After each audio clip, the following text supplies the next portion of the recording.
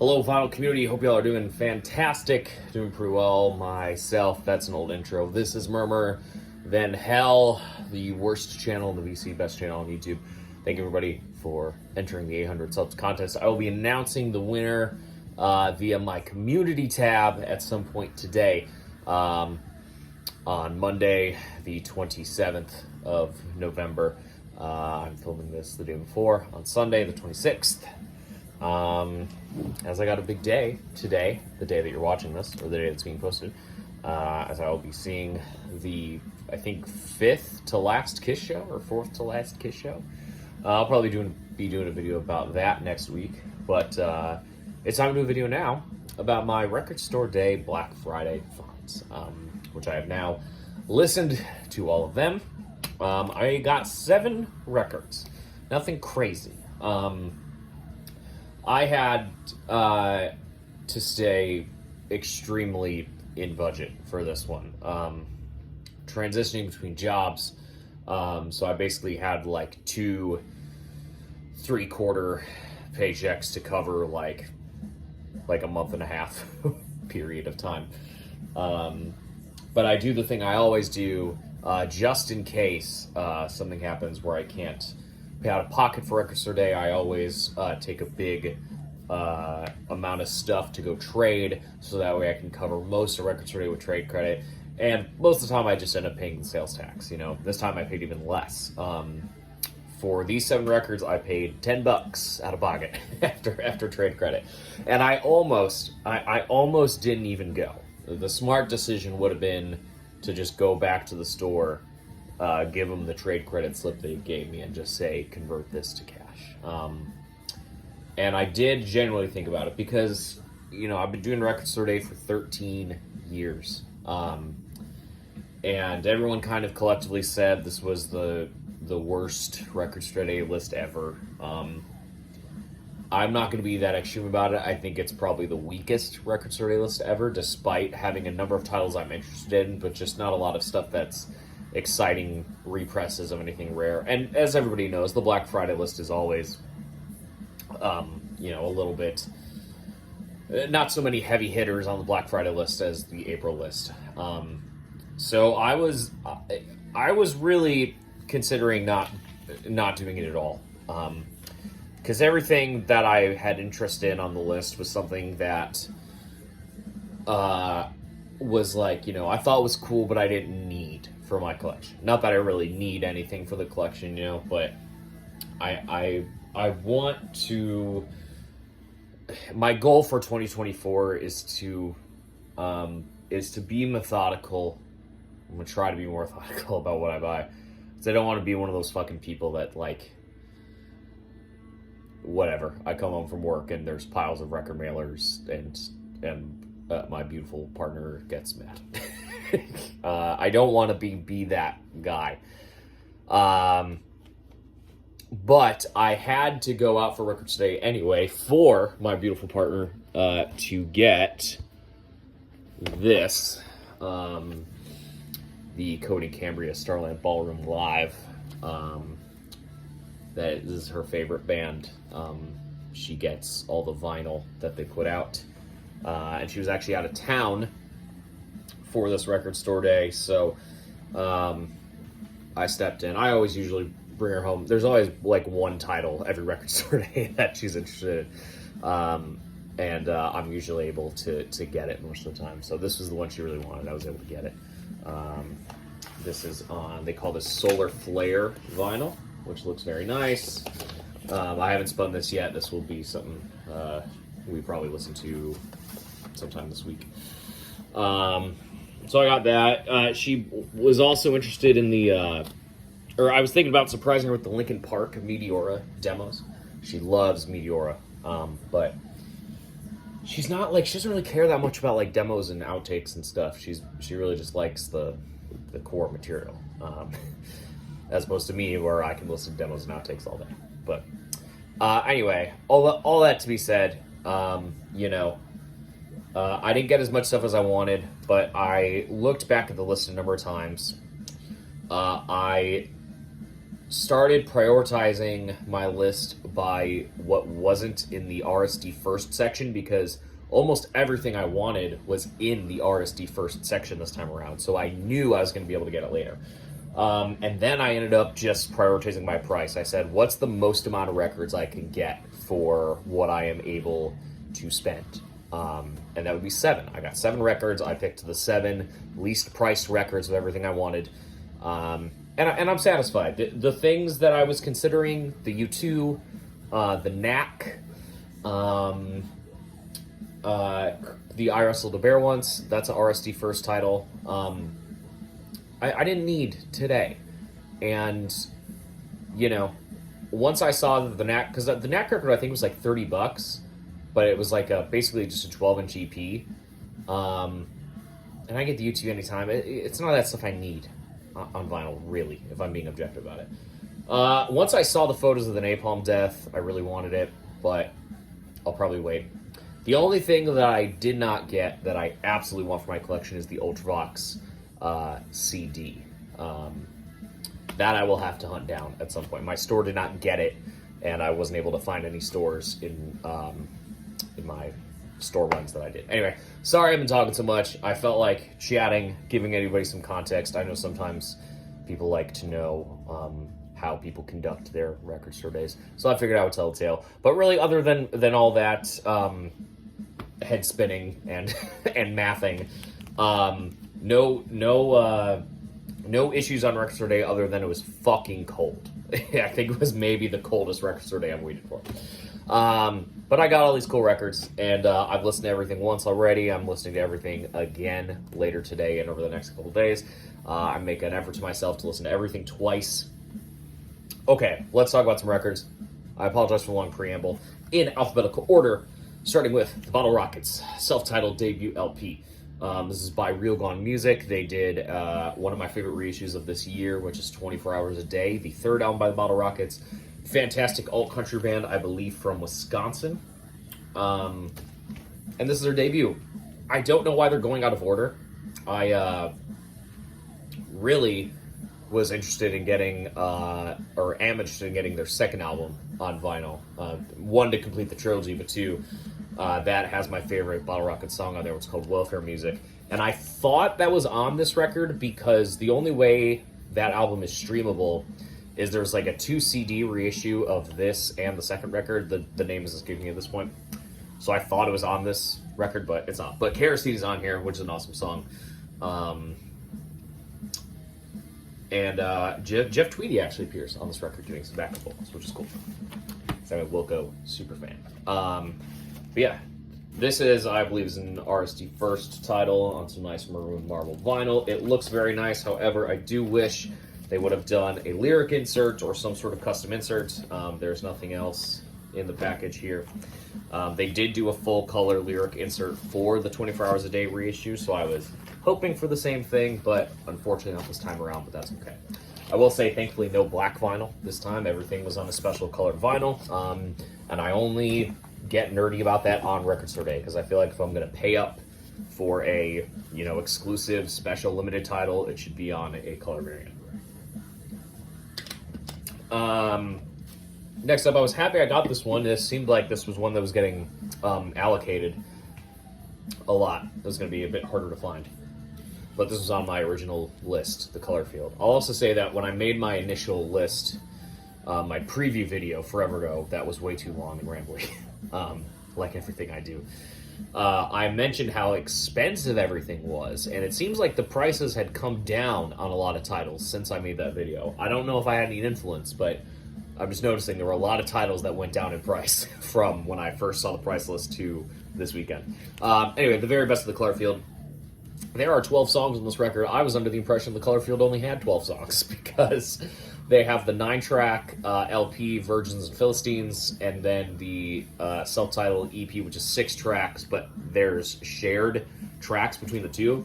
So I thought they only had 12 songs, and I was kind of confused, I guess, on why there's never been like a complete discography color field CD or LP reissue. They don't have that many songs, so I feel like it's doable.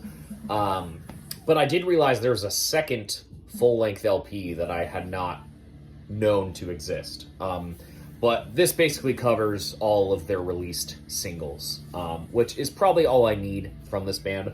I had originals of the EP and the LP, and I like those very much, but nice to have this reissue just compact with all their best stuff. Colorfield, 80s, sophistopop, new wave, Britpop band.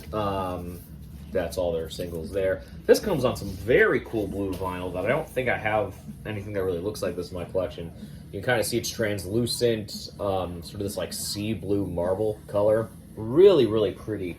I was very excited when I pulled that out of the sleeve. And it sounds great.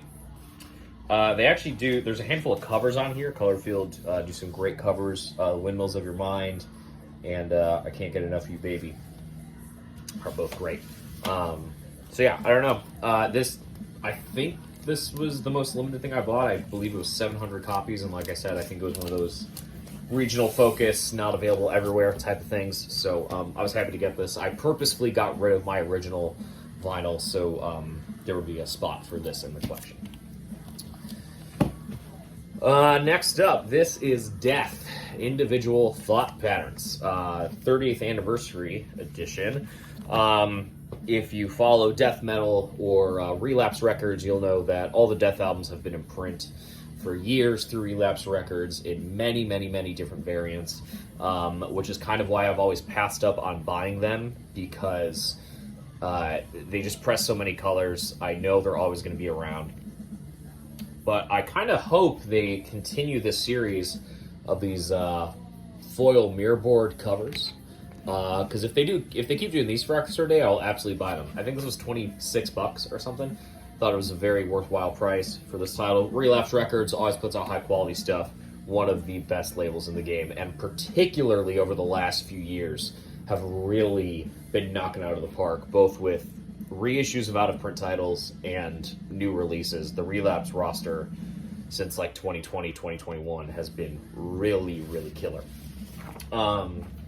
But you got a cool insert here, lyrics, liners, all that jazz.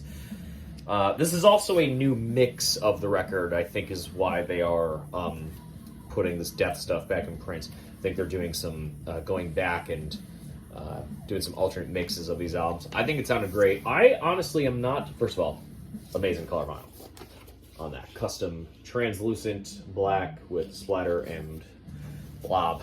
I'm not a Death super fan. I'm not a Death expert.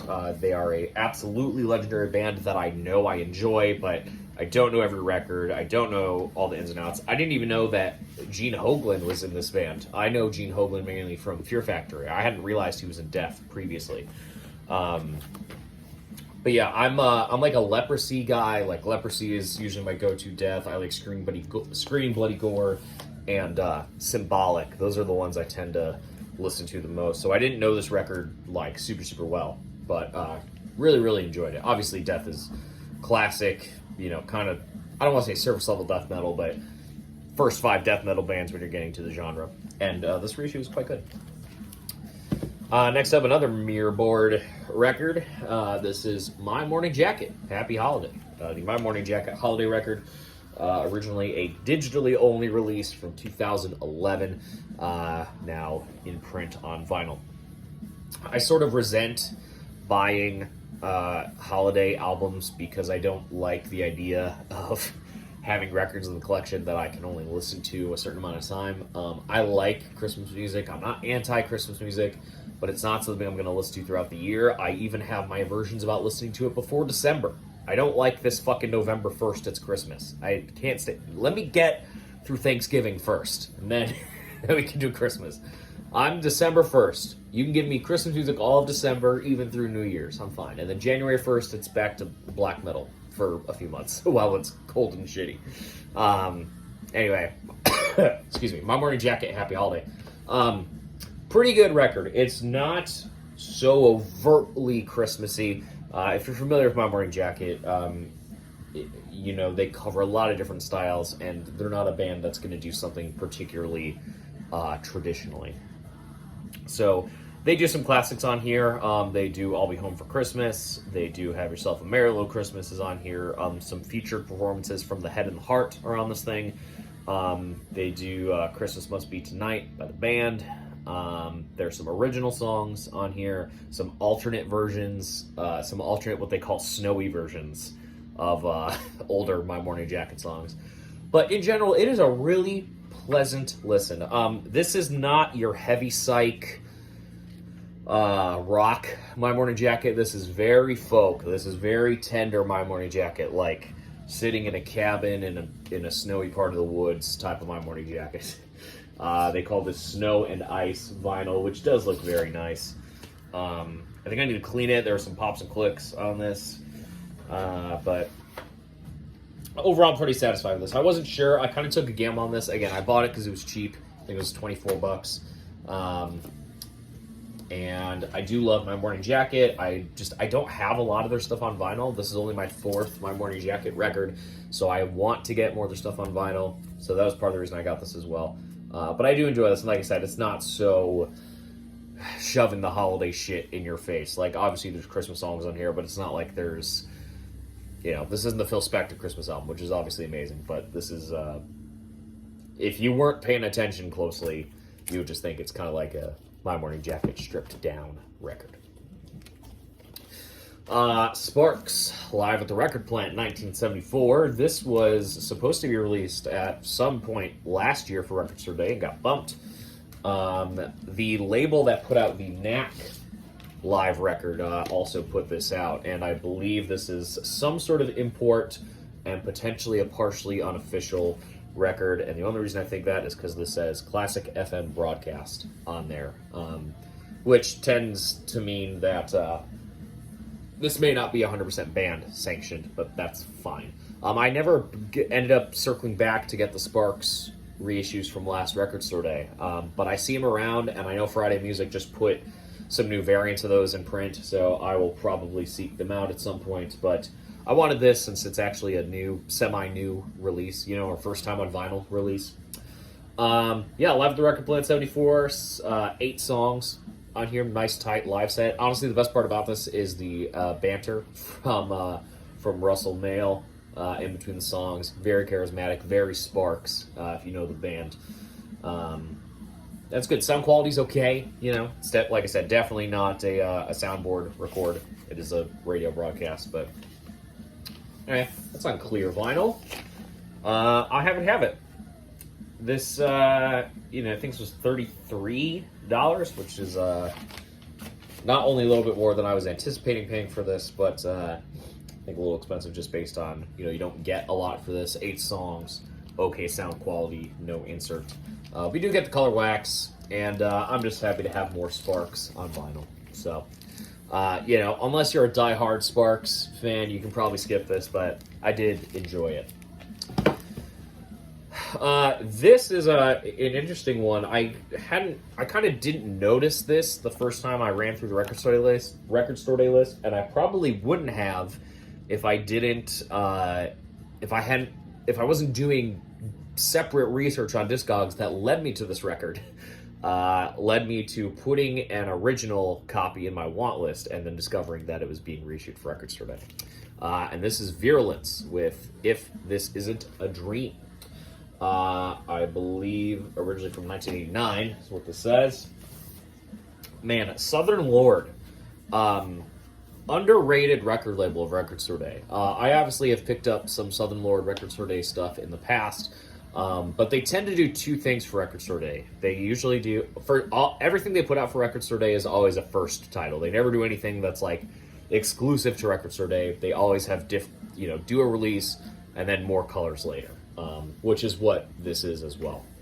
But the selection of stuff they put out is particularly interesting with these sort of archival releases that they're doing, either putting stuff on vinyl for the first time or maybe titles that were only on CD in Southern Lord's back catalog that they're bringing back into print. But, they did the amazing Heroin discography that I got earlier this year back in April. They did the Neon Christ record, which is William Duvall from Alice in Chains. That was his old band. I want to go back and buy that. They did another like California punk rock record that they reissued. I want to go back and buy that. Just every time I buy something from Southern Lord, it's amazing, and particularly their Record Store Day stuff has been piquing my interest more and more lately. So shout out Southern Lord Records. Anyway, this is Virence. This is a hardcore punk band from the late 80s from California. And is essentially Fu Manchu, stoner rock band Fu Manchu. This is the first iteration of the band before they went full stoner rock and they were just kind of a punk band. But this is quite good. You can hear the doom tendencies, particularly on the B-side. There's only 3 songs on the B-side, and the last song, The Curse, is very long, very sludgy, lots of heavy guitar tones. And even on the faster stuff on the A-side, you can hear that thick guitar coming through. But yeah, it's just kind of alt weirdo punk. It kind of reminds me of D. Kreutzen in some places. Just arty weirdo punk rock. It's good. I kind of wish. My only issue with this is that I wish they would have put all the songs on here, because basically they did this album and then there was a Virulence demo. And when Southern Lord did the CD of this in the 2000s, they had all the songs. And that's kind of what I thought this was going to be. I thought it was just going to be a reissue of that discography CD, but it is just the standard album. So I'm hoping they put the demo back into print. That would be cool. But for now, this is great. And $20. So if you still see this kicking around, which unfortunately the Southern Lord titles do tend to kick around from Record Store Day, I would get this. Highly, highly recommend it. And last, let me stop this record now that it's over, but we'll get through one more thing. As I've mentioned many, many times, I have a lot of records in storage, so there's some things I try not to buy. Right now, it's jazz records, because those are all packed away. Compilations and soundtracks are the 3 things that I don't keep in the apartment. This was $26. I noted this in my preview video. This has been in print a million fucking times over the years, but I figured now is probably the time to jump on it now that it's cheap and I have the credit, and I do love this record. So if I gotta keep one soundtrack in my collection, it should be Judgment Night, a movie that I hear is not very good, but legendary fucking soundtrack. It's all rap and rock and hard rock and metal collabs. This is so good. I know. What do I think the winner of Record Store Day is? It might be this. Even though the presentation on this is not great, it's really good. But the Bottle Rockets record was amazing. I'd say the Bottle Rockets and this, I think, are my favorite 2 things, honestly. Just having this on vinyl finally is great, and every song on here bangs. If for whatever reason you're not familiar with this, just listen to these. Helmet and House of Pain. These are collabs. These aren't mashups. These aren't there's 2 songs by each band. No, these are some fucking brilliant label exec got all these bands to record a bunch of songs together. Helmet and House of Pain, Teenage Fan Club and De La Soul, Living Color and Run DMC, Biohazard and Onyx, Slayer and Ice-T, Faith No More and Booyah Tribe, Sonic Youth and Cypress Hill, maybe my favorite on the record. That track is awesome. Mudhoney and Sir Mix-a-Lot, Dinosaur Jr. and Del the Funky Homo Sapien, Therapy and Fatal, and Pearl Jam and Cypress Hill have a song on here. But yeah, this is awesome. I wish the presentation was a little bit more flashy. Standard cardboard jacket, no inserts, and just a solid red vinyl. But again, $26 I think this was, so not much to expect here. But Music on Vinyl has done this before. I think Record Store may have even done it before at one point. I think maybe Run Out Groove did a version of this. It always seems to be around, and you could get the CD for probably pennies, I imagine, if you wanted to try it out. But yeah, if I'm gonna keep a soundtrack in my collection, I guess I will put this one. And I'll actually probably just put this with my other Cypress Hill record, because Cypress Hill has 2 songs on here. So anyway, that's Record Store Day Black Friday. See everybody soon. Thanks for sticking around. Sorry for the long video. Be well. Happy holidays.